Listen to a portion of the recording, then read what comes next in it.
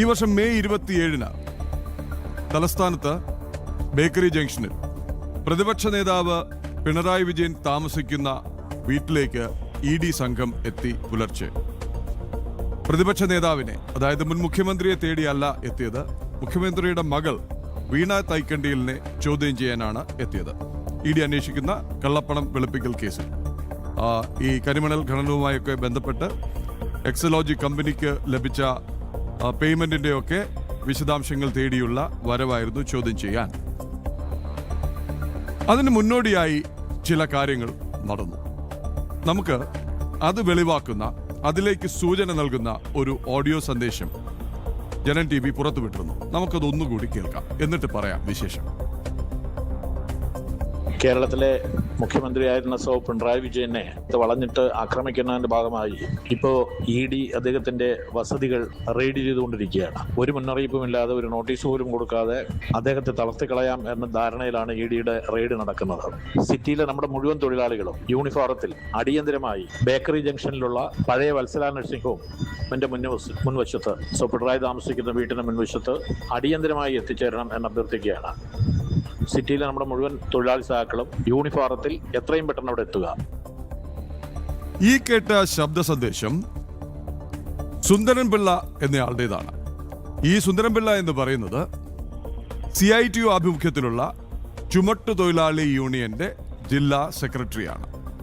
Kerala head load and general workers union CITU. Pinarayi വിജയനെ വളഞ്ഞിട്ട് ആക്രമിക്കാൻ ED ഉദ്യോഗസ്ഥരെത്തിയിരിക്കുന്നു. ഒരു മുന്നറിയിപ്പുമില്ലാതെയാണ്, ഒരു നോട്ടീസ് പോലും നൽകാതെയാണ് ED ഉദ്യോഗസ്ഥർ എത്തിയത്.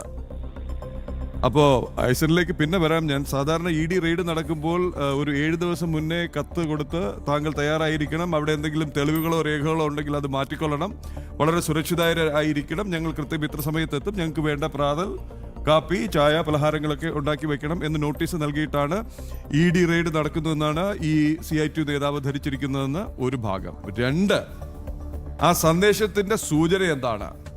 ബേക്കറി ജംഗ്ഷനിൽ പഴയ വത്സല നഴ്സിംഗ് ഹോമിനടുത്തുള്ള വീട്ടിലാണ്.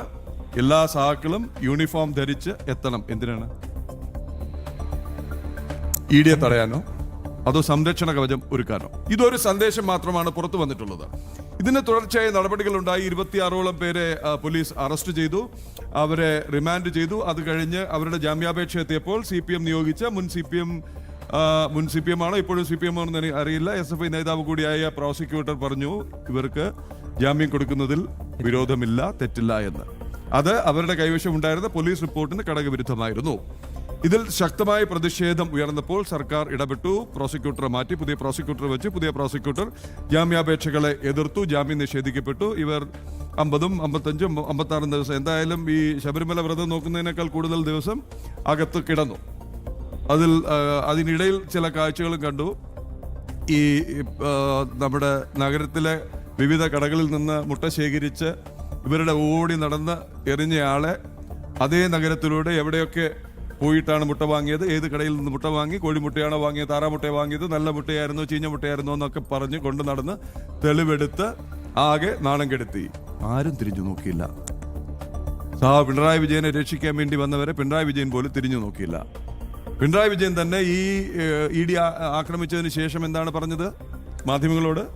എന്നോടൊന്നും ചോദിച്ചില്ല, എന്നെ കാണാനല്ല വന്നതെന്നുള്ളത്. പിന്നെ പറഞ്ഞ സ്വാഭാവിക പ്രതികരണം അത് പല പ്രതികരണങ്ങളും ഉണ്ടായി. എന്തായാലും അത് അങ്ങനെ മുന്നോട്ട് പോകുന്നതിനിടയിൽ ED കക്ഷി ചേർന്നു ഈ കേസിൽ. ED പറഞ്ഞു വളരെ ആസൂത്രിതമായി ആക്രമിക്കാനുള്ള ശ്രമമുണ്ടായി, ജീവന് ഭീഷണി ഉണ്ടായിരുന്നു, വാഹനങ്ങൾ അടിച്ചു തകർത്തു, എന്തൊക്കെ ഉപയോഗിച്ചു. നമ്മളെത്തുന്ന കഴിഞ്ഞ ദിവസങ്ങളിൽ ഒരു സൂചനയുണ്ടായിരുന്നു, ഇതിന് പിന്നിലെ ഗൂഢാലോചന അന്വേഷിക്കും എന്ന്. അന്വേഷണം ഉന്നത നേതാക്കളിലേക്ക്, മുതിർന്ന നേതാക്കളിലേക്ക് നീങ്ങും എന്ന്.